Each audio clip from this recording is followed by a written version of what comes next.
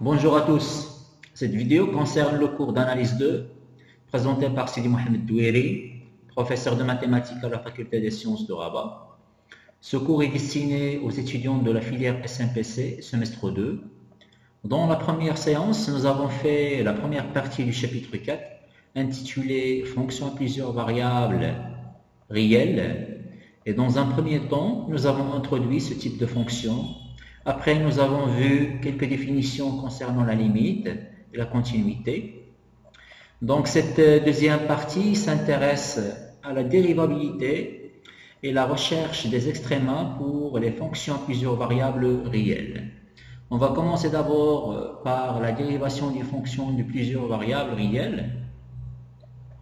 Alors, définition, soit H un vecteur de n composantes appartient à l'espace vectoriel de dimension n, Rn, on pose phi de t égale f de a plus th. Si phi est dérivable en 0, on dit que f est dérivable en a selon le vecteur h. Et on note dh f de a, h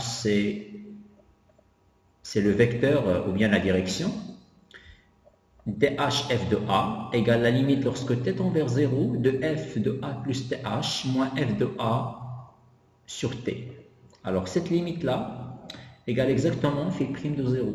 Pourquoi? Parce que on a déjà phi de t égale f de a plus th. Et f de a, ce n'est que phi de 0. Alors phi de 0 égale f de a plus 0 fois a, ça fait f de a. Et alors, on aura la limite lorsque t tend vers 0 de phi de t, d'accord, moins phi de 0 sur t moins 0. Et cette limite-là, c'est exactement la dérivée de phi au point 0. C'est phi prime en 0.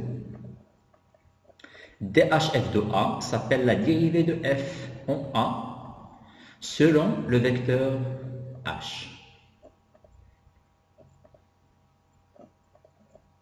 Alors, pour bien comprendre cette définition, on va faire un petit exemple. Là, vous devez calculer la dérivée de fxy égale x carré moins y carré. C'est une fonction avec deux variables de R2 dans R. Et on cherche la dérivée au point A qui est égale à 1, 2, suivant le vecteur ou bien la direction h qui est égale à 3, 5. Alors, on va appliquer la définition. Nous avons dhf de a, c'est la limite lorsque t tend vers 0 de f de a plus th moins f de a sur t. Ça égale la limite lorsque t tend vers 0. Alors là, je vais remplacer. Alors, premièrement, je prends le premier, ou bien la première composante de a, c'est 1, plus la première composante de h multiplié t. Th, a plus th. Ça fait la première composante, c'est 1, plus 3, la première composante de h fois t. La deuxième composante, je vais prendre la deuxième composante de a, c'est 2, plus 5 fois t, la deuxième composante de h, multiplié t. Ça fait 2 plus 5t, moins f de a, c'est-à-dire moins f de 1, 2. Alors, après, je dois calculer ces fonctions-là, d'accord, en utilisant la fonction initiale fxy égale x carré moins y carré. Alors f de 1 plus 3t, 2 plus 5t, ça fait 1 plus 3t au carré, d'après cette fonction, moins 2 plus 5t au carré. Moins f de 1, 2, f de 1, 2, c'est 1 au carré, moins 2 au carré, ça fait 1 moins 4, ça fait moins 3, avec 1 moins, ici, ça donne plus 3 sur t. Alors là, nous avons deux identités remarquables, d'accord? On essaie de les développer et on obtient la limite lorsque t tend vers 0 de moins 16t carré moins 14t sur t. On factorise sur le numérateur par t, après on simplifie par t, et à la fin, cette limite-là égale la limite lorsque t tend vers 0 de moins 16t moins 14, qui égale à moins 14 lorsque t tend vers 0.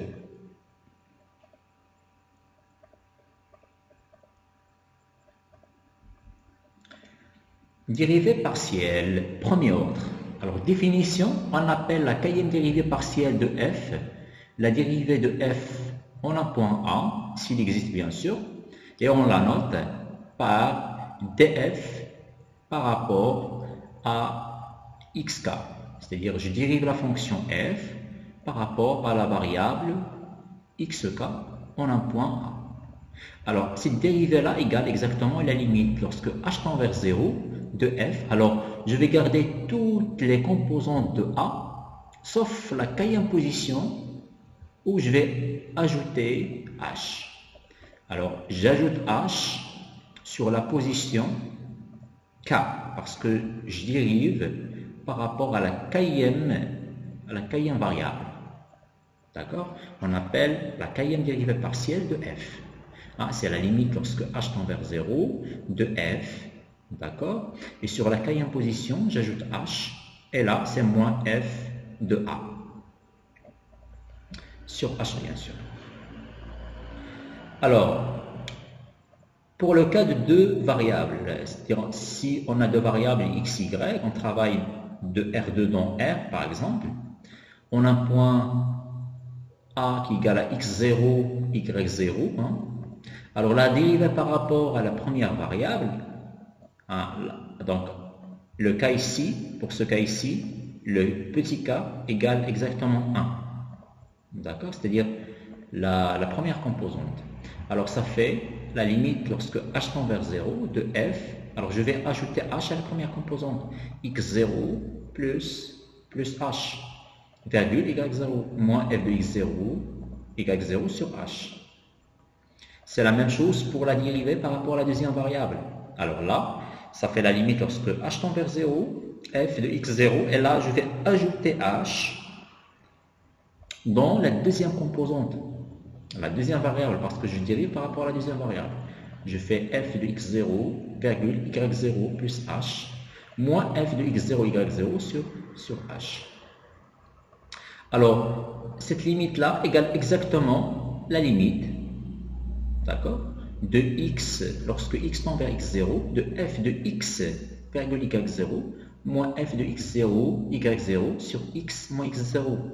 C'est simple, il suffit juste de faire un petit changement de variable, h égale x moins x0, d'accord, et vous tombez sur la première écriture de limite, celle-là. Lorsque x tend vers x0, le x moins x0 qui est égal à h tend vers 0. D'accord? Et là, le x, puisque x moins x0 égale à h, x égale à h plus x0. Vous voyez? Donc, vous pouvez utiliser les deux écritures pour calculer la dérivée par rapport à une variable en un point. La dérivée partielle par rapport à une variable en un point. Alors, on va faire un petit exemple. Là, on va calculer les dérivées partielles en 0, 0 de cette fonction-là. La fonction, c'est une fonction définie de R2 moins 0, 0 dans R. La fonction, c'est xy sur x carré plus y carré. C'est xy sont différents de 0, 0. Et 0, c'est xy égale à 0, 0. Alors, on va chercher la première dérivée partielle par rapport à la première variable, c'est-à-dire par rapport à x. Alors, la dérivée de f par rapport à x au point 0, 0, on applique la définition, c'est la limite lorsque h tend vers 0. Là, je dérive par rapport à la première variable. Donc, je vais garder la composante de point A, mon point A égale à 0, 0, la première valeur 0, mais je vais ajouter un h, parce que je dérive par rapport à la première variable, et je laisse juste la composante de mon point A, qui est 0, 0, sur la deuxième variable. Alors j'aurai la limite lorsque h tend vers 0, f de 0 plus h, virgule 0, moins f de 0, 0 sur h, et ça fait exactement 0. La même chose, lorsqu'on va dériver la fonction f par rapport à la deuxième variable, au point 0, 0, c'est toujours la limite lorsque h tend vers 0. De f, 0, cette fois j'ajoute h sur la deuxième composante. 0 plus h moins f de 0, 0 sur h, ça fait 0. Alors là, comme remarque, on a déjà vu cette fonction lorsqu'on a étudié la continuité pour les fonctions de plusieurs variables réelles, et on a dit que cette fonction n'est pas continue en 0, 0, bien que les dérivées partielles en 0, 0 existent. D'accord? Ici, on a vérifié que les dérivés partiels en 0, 0 existent. D'accord? Mais la fonction n'est pas continue. La fonction n'est pas continue au point 0, 0. Remarque. Alors maintenant, pour dériver par rapport à une variable. Alors si on a plusieurs variables, et si on dérive par rapport à une variable, on va considérer toutes les autres variables comme des constantes. Et on fait la dérivation d'une manière normale, c'est-à-dire là, on va, si vous avez par exemple x carré plus y carré, d'accord, et vous cherchez la dérivée par rapport à la première variable, c'est-à-dire par rapport à x, alors le x carré plus y carré, vous considérez comme si vous avez juste x carré, parce que y carré, il sera considéré comme une constante. Donc je vais dériver juste par rapport à la première variable. Alors pour dériver par rapport à une variable, on considère que toutes les autres sont des constantes et on dérive alors par rapport à la variable qui nous intéresse comme on a l'habitude. Exemple, alors je vais considérer une fonction de R2 dans R. La fonction c'est x carré moins 4xy plus y3 plus 4y. Alors la dérivée par rapport à la première variable. Alors là, regardez, ici, il n'y a pas de x, c'est une constante pour moi. Il n'y a pas de x, c'est une constante. Alors je vais dériver par rapport à la première variable. Ça fait 2x. Et là, ça fait moins 4 x' fois y. X', la dérivée de x c'est 1. Ça fait moins 4y. La deuxième, donc la dérivée première par rapport à la deuxième variable de f, hein, c'est la même chose. Alors là, je vais dériver là par rapport à y, ça c'est une constante, c'est 0. Ça fait moins 4x, hein, voilà, moins 4x. Là, c'est par rapport à y, ça fait 3y au carré, 3y au carré. Et là, ça fait plus 1 4, plus 1 4. Fonction différentiable. Alors, définition. Alors, soit f est une fonction définie sur un ouvert U, contenu dans Rn, et à valeur dans Rm. On dit que f est différenciable en un point A qui appartient à E, si seulement s'il existe une application linéaire de Rn dans Rm, notée df de A, tel que pour tout H appartenant à Rn suffisamment petit, on a f de A plus H égale f de A plus dfa en H plus la norme de H multiplié epsilon de H avec la limite lorsque H tend vers 0 de epsilon H égale à 0. Application dfa est appelée différentielle de f au point A. df de A est appelée différentielle de f au point A.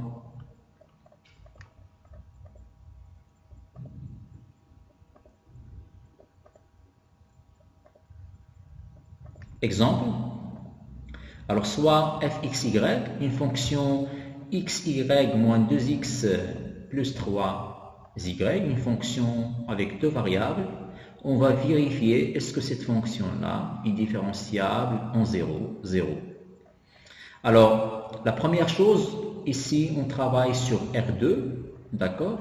Et l'idée, c'est quoi? L'idée, c'est montrer que la limite, lorsque h tend vers 0 de epsilon, h égale à 0, c'est-à-dire, est-ce que j'ai la limite lorsque h tend vers 0 de f de a plus h moins f de a moins dfa de h divisé sur la norme de h tend vers 0.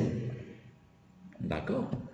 Alors, à savoir que mon petit a ici, c'est le point 0, 0. Mon petit a, c'est le point 0, 0.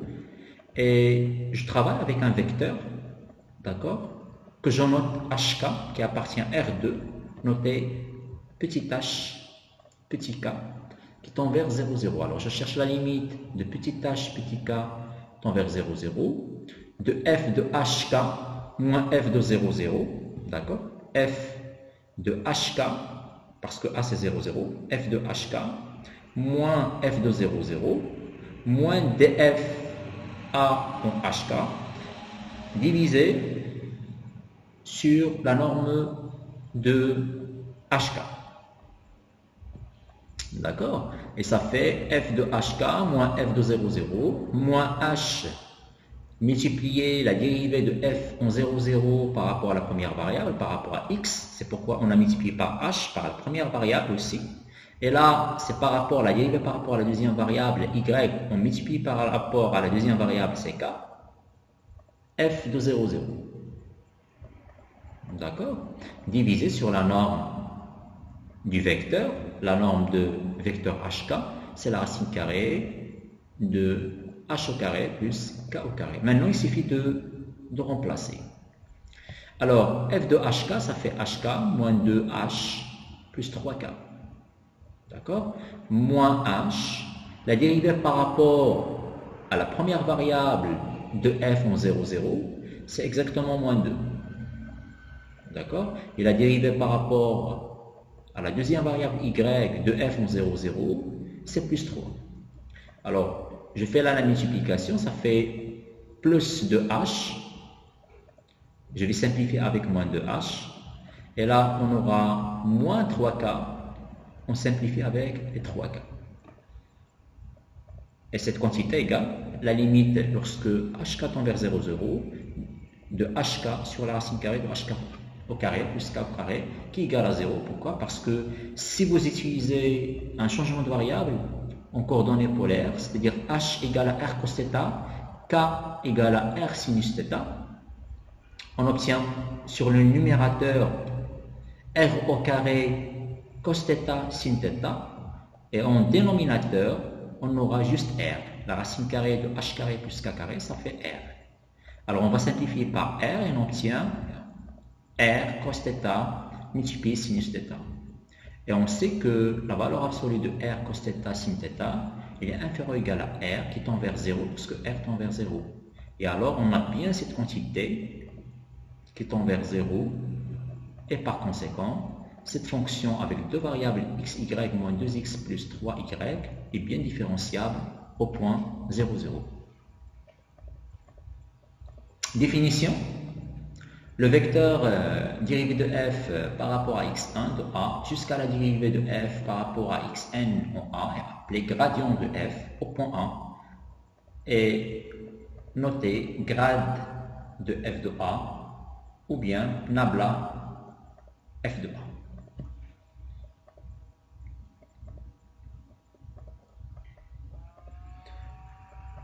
Autre définition, on dit que f est de classe C1 sur un ouvert U de RP si on a deux choses.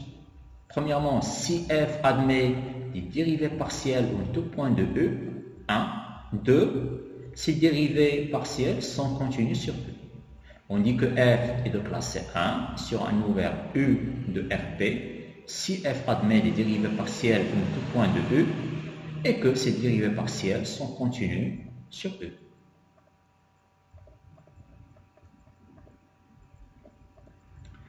On passe maintenant à la définition de la matrice jacobienne. Alors, pour toute application f de classe 1, de RP dans RQ, on n'a pas la même dimension. L'ensemble de départ avec une dimension P, ensemble d'arrivée avec une dimension Q. On appelle matrice jacobienne de f en A la matrice des dérivées partielles de f, à savoir la matrice dont les colonnes sont les dérivées partielles des composants de f. La matrice jacobienne JF en A fait passer de RP dans RQ. Et la P colonne est Q ligne. D'accord? Alors par exemple là, sur la première ligne, on va fixer les FI. On fixe les FI, on varie les XI. D'accord? Alors par exemple la première ligne, on aura la dérivée de F1 par rapport à x1 en A. Deuxième élément ici, la première ligne, deuxième colonne, la dérivée de la dérivée de F1 en A par rapport à dx2. Après, c'est la dérivée de F1 par rapport à x3 en A, ainsi de suite, jusqu'à la dérivée de F1 par rapport à xp en A. Si on prend par exemple la troisième ligne, on va dériver par rapport à F3. La troisième ligne, c'est F3. La dérivée de f3 par rapport à x1 en a jusqu'à la dérivée de f3 en a par rapport à xp, ainsi de suite. Donc j'aurai la p colonne et q ligne. Dans le cas où on a p égale à q, on appelle jacobien le déterminant de cette matrice.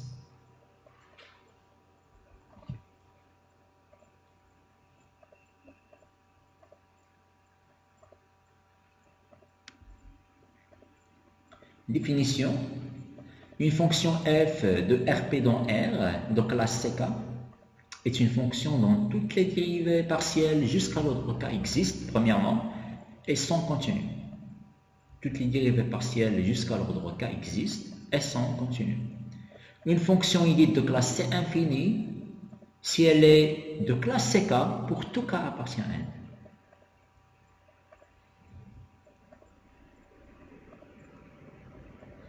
On passe maintenant à un théorème très important, c'est le théorème de Schwartz, qui concerne les dérivées partielles d'ordre 2, ou bien de second ordre. Alors, soit f, une fonction de Rp dans R, une fonction de classe C2 sur T, les fonctions de dérivée partielle d'ordre 2, c'est-à-dire je fais la dérivée de f par rapport à xj d'abord. Après, le résultat, je vais le dériver par rapport à xi. Et si je fais l'inverse, c'est-à-dire je commence d'abord la dérivation de f par rapport à xi, après je passe à la dérivée par rapport à xj, alors ces deux quantités sont égales en tout point de D. Ça, c'est le théorème de Schwartz, un théorème très important. Alors, en gros, le théorème de Schwartz précise que l'ordre dans lequel on dérive n'a pas d'importance, c'est-à-dire si on dérive d'abord par rapport à y après x, c'est la même chose si on dérive d'abord par rapport à x après par rapport à y.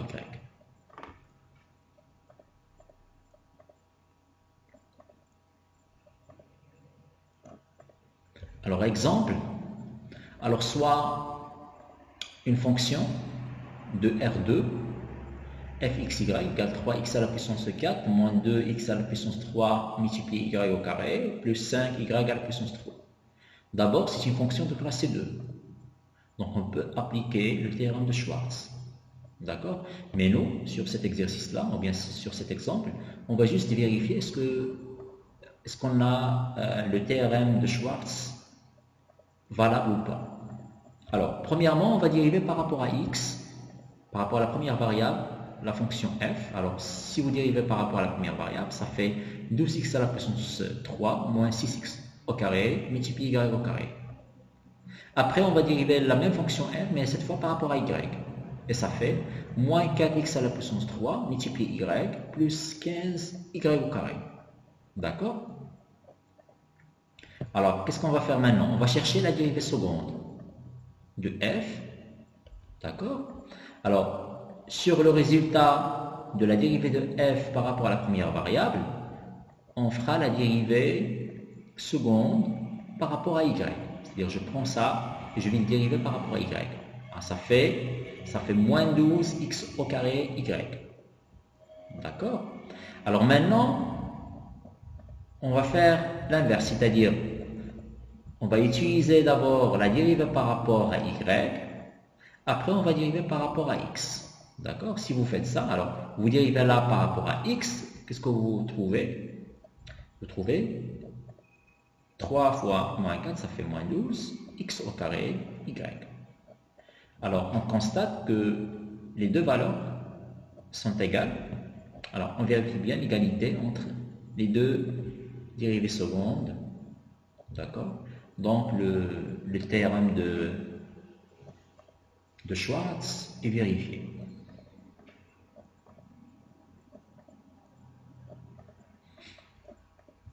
Alors, maintenant, je vous parle de la recherche des extrémums pour des fonctions à plusieurs variables réelles.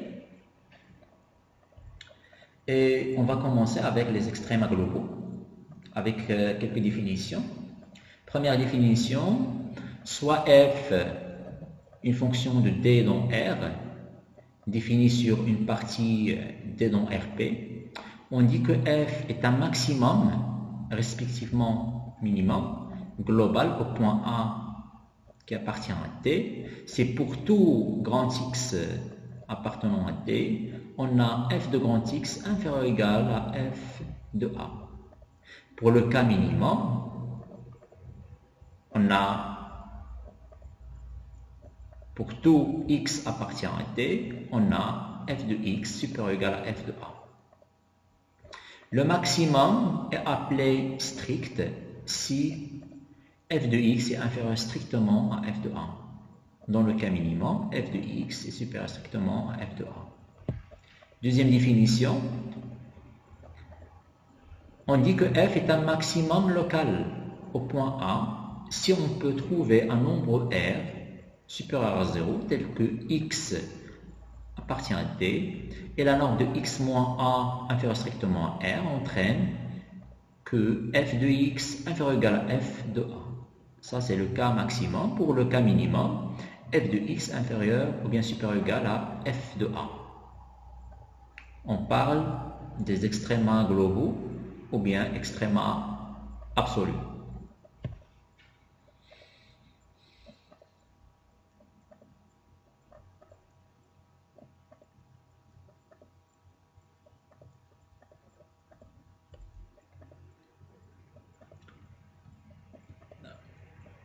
Point critique. Alors, un point critique, c'est quoi un point critique? Alors, d'abord, on va définir une fonction f de d dans R, une fonction de classe C1 sur une partie D de Rp. On dit que A appartient à D est un point critique de f si toutes les dérivées partielles s'annulent en A. Toutes les dérivées partielles s'annulent en A. Par exemple, si on travaille dans R2, la dérivée partielle par rapport à la première variable égale à 0, la dérivée partielle par rapport à la deuxième variable égale à 0. Et on essaie de résoudre le système de deux équations pour trouver les points critiques. D'accord? Alors, un point critique, par exemple de coordonnées x0 égale 0, est un point qui annule simultanément la dérivée partielle par rapport à la première variable et la dérivée partielle par rapport à la deuxième variable. Si par exemple on travaille dans R2. Théorème, alors soit f, une fonction de u dans R, une fonction de classe C2, définie sur un ouvert u contenu dans Rp, admettant un maximum ou bien un minimum local au point A appartenant à U, c'est-à-dire il admet un point maximum ou bien minimum local en un point A, alors ce point A là est un point critique de f, automatiquement.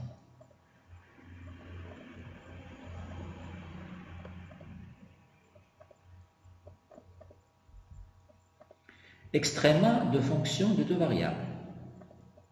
Alors soit f, une fonction de Rp dans R, et x0 qui appartient à D, quand P égale à 1, pour savoir si un point critique x0 est un maximum local ou bien un minimum local, on étudie normalement la dérivée seconde. Alors, on a plusieurs cas. Alors, si la dérivée seconde en x0 est supérieure à 0, alors f de x0 c'est un minimum local.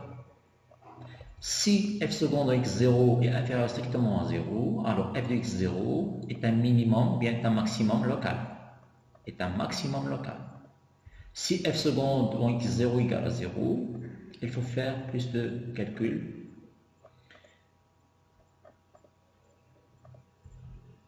Proposition. On va considérer un point critique, noté M0 de coordonnées x0 égale 0. Là, on travaille dans R2. D'accord? Une fonction de classe C2 sur un ouvert E.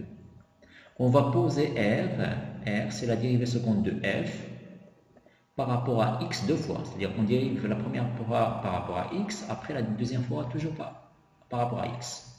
S, c'est la dérivée seconde par rapport à f de f par rapport d'abord à y, après x. Et puisqu'on est dans C2, classe C2, la fonction est de classe C2, on peut utiliser le théorème de Schwarz, c'est-à-dire même si on inverse les deux, hein, c'est-à-dire on commence par la dérivée par rapport à x, après c'est par rapport à y, on aura égalité.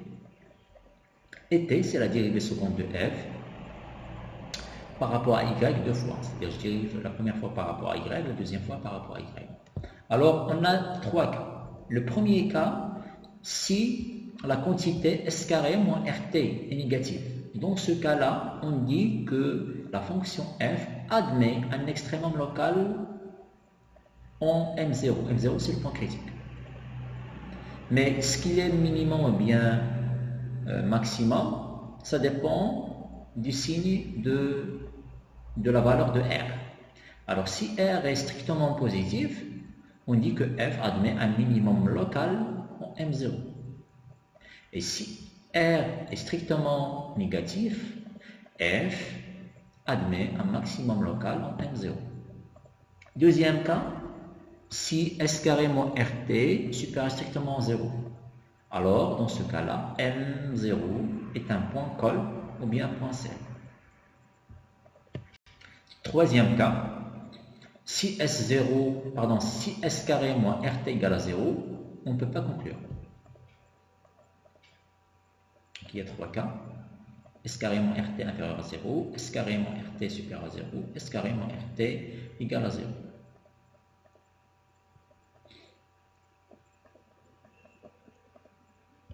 Alors, je vous propose de travailler deux exemples. Alors, le premier exemple, fxy égale x3 plus y3 moins 3xy. Alors là, c'est une fonction avec deux variables, de R2 dans R, une fonction de classe C2, bien sûr. Alors, dans un premier temps, on va essayer de chercher les points critiques associés à cette fonction avec deux variables. Alors, qu'est-ce qu'on a dit? Je dois dériver ma fonction par rapport à x, la dérivée partielle d'ordre 1, après la dérivée partielle par rapport à y, mais les deux quantités égales à 0. Alors, j'aurai la première équation égale à 0, la deuxième équation égale à 0. Alors, depuis la première équation, je peux conclure que y égale à x carré, et la deuxième équation, x égale à y carré.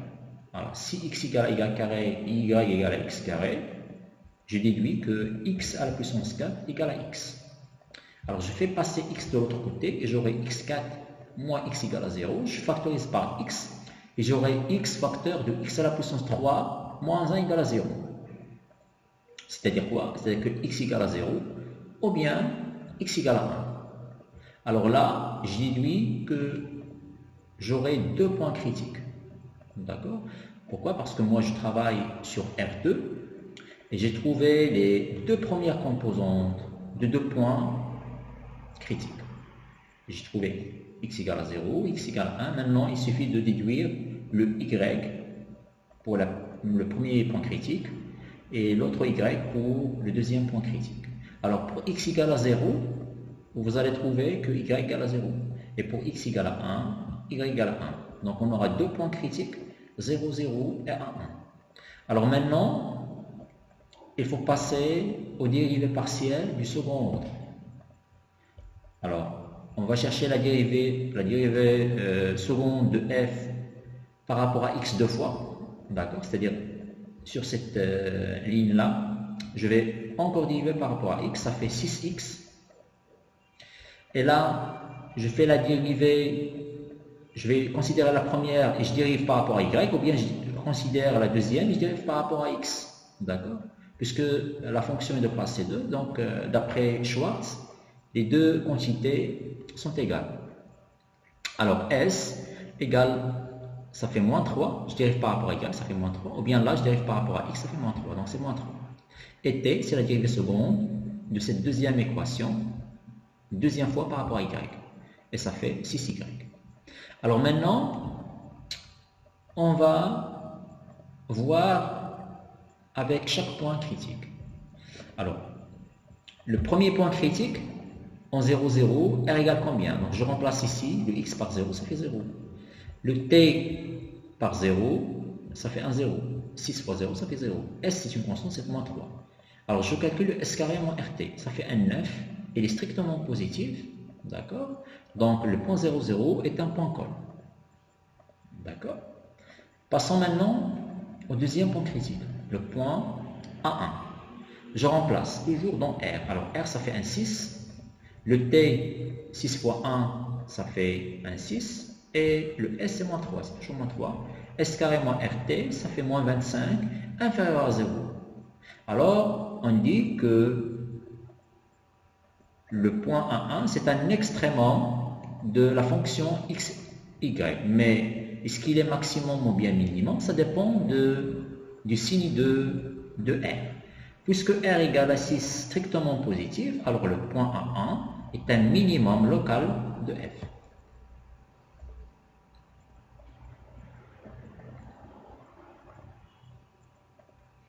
Deuxième exemple, toujours un exemple avec deux variables. La fonction fxy égale x carré moins 4x fois y plus y à la puissance 3 plus 4y. Premièrement, c'est une fonction de classe C2. Alors, dans un premier temps, on va chercher les points critiques associés à cette fonction de deux variables. Alors, je vais dériver la première, je vais dériver la fonction par rapport à la première variable, et ça me donne 2x moins 4y égale à 0. Aussi, par rapport à la deuxième variable, ça donne moins 4x plus 3y au carré plus 4 égale à 0. D'accord? De la première équation, on obtient x égale à 2y. X égale à 2y. Je remplace sur la deuxième équation x par 2y. Et j'aurai une équation avec une seule variable de degré 2. Donc, on va chercher les racines de cette équation-là. D'accord?